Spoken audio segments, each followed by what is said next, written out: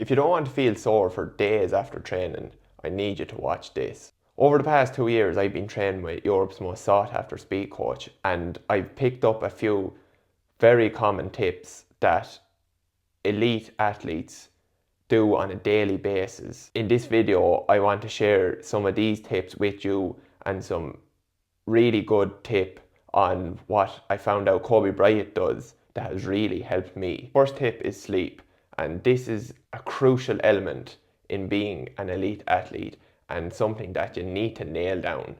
You want to be able to feel good in your sport and be able to perform at the top level. There's a window between 10 p.m. and 2 a.m.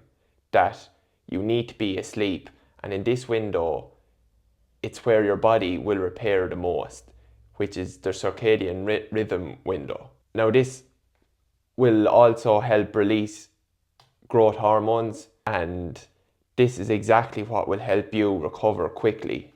And sleep is the most proven performance enhancer to your sporting goals. If you can get to sleep in this window plus your total amount of hours slept, which should be as an elite athlete over 8 hours, this will help you massively with your performance goals.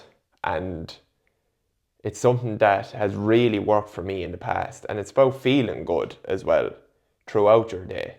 If you're not getting sleep between the hours of 10 p.m. and 2 a.m, you actually feel it the next day, you feel it the next morning, you will be sluggish. I urge you to look after your sleep and watch your performance get better. Second tip I want to share is refueling after your workout. Now, I've been working with a nutritionist over the past couple of months, and I've learned that taking carbohydrates with protein after training is a must. There's a window after training for 30 minutes that you must intake some form of quick carbs into your system to replenish what you've burnt off in your session.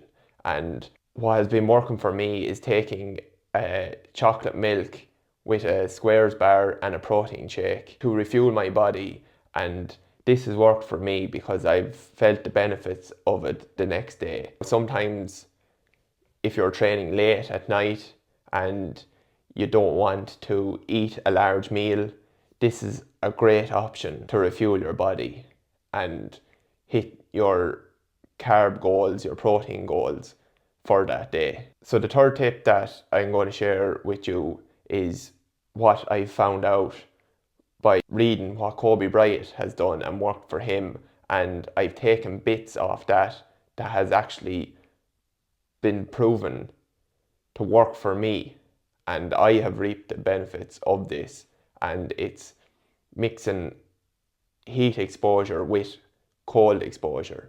So what I do is the following day after a match or a race, I will go for a sauna with a cold plunge.